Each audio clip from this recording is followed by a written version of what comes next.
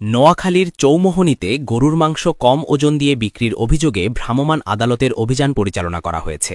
অভিযানটি পরিচালনা করেন মোহাম্মদ সাদাত হোসেন, সহকারী কমিশনার ভূমি ও এক্সিকিউটিভ ম্যাজিস্ট্রেট, বেগমগঞ্জ উপজেলা। অভিযানকালে অভিযোগের সত্যতা যাচাই করা হয় এবং সংশ্লিষ্ট মাংসের দোকানে সরকারি নির্ধারিত মূল্য তালিকা প্রদর্শন না থাকায় ভোক্তা অধিকার সংক্রান্ত বিধান লঙ্ঘনের দায়ে দোকানিকে ১৫০০ টাকা জরিমানা করা হয়।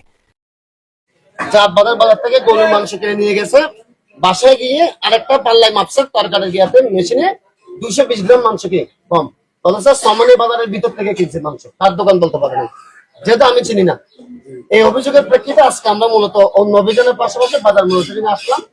তা আপনাদেরকে প্রথমত ধন্যবাদ জানাচ্ছি কিনা, 3 দোকানে আপনার অফিসার মাপসা মনে হয় 3 দোকান আমরা যেটা দেখলাম ওজন তার তো মনে হয়তো 10 গ্রাম এদিক ওদিক এটা হয়, কিন্তু এটা সিগনিফিকেন্ট বা এটা না আমার মতো না। এটার জন্য আপনাদেরকে ধন্যবাদ। যেটা অভিযোগ পেয়েছে এটা আমি প্রমাণিত হয় নাই, কিন্তু আপনাদের একটা অপরাধ পেয়েছে, সেটা কি বলুন তো? ভোক্তা সংরক্ষণের 2009-এর 38 দ্বারা স্পষ্ট বলা আছে, একজন নাগরিক বা গ্রাহক যখন আসবে কিনতে, তিনি আব্বার সাথে কথা বলার আগে দেখবে আজকে বাজারের হাড্ডি মাংস ধরেন 650, ধরেন রানের বা গরুর মাংস যেটা সলিড সেটা ধরেন 800 একটা দাম আছে। দাম কত ছিল? 800। এখন আমরা যেটা অভিযোগ পাই এই দোকানে 800 নিয়েছেন, এই দোকানে 750 নিয়েছেন।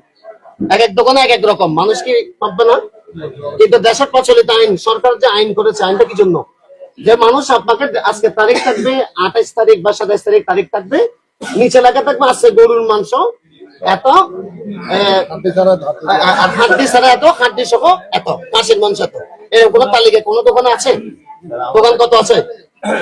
আর না থাকিলে ভোক্তা সংরক্ষণ আইনে 2009-এর 38 ধারা বলা আছে সর্বোচ্চ 50,000 টাকা অর্থদণ্ড, 1 বছরের বিনাশ্রম বা সশ্রম কারাদণ্ড অথবা উভয়দণ্ড। মানে এই অপরাধে যদি এখন 50,000 জরিমানা করি, আপনারা কিন্তু ব্যবসায়ী, আমি কিনি, আমি আপনাদের মূল উদ্দেশ্য সচেতন করা। আপনাদেরকে কেন আমি যাচ্ছি, আপনারা আইনটা হয়তো জানান না বা জানলে ভুলে গেছেন।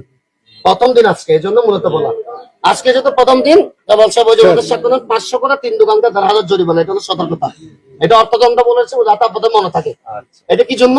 ভোক্তার যে মূল্য তালিকা সেটা শুধু রাখলে হবে না, লুপে রাখলে হবে না, দৃশ্যমান জায়গায় তারিখ ওয়াইজ আজকে চালু হয়, কালকে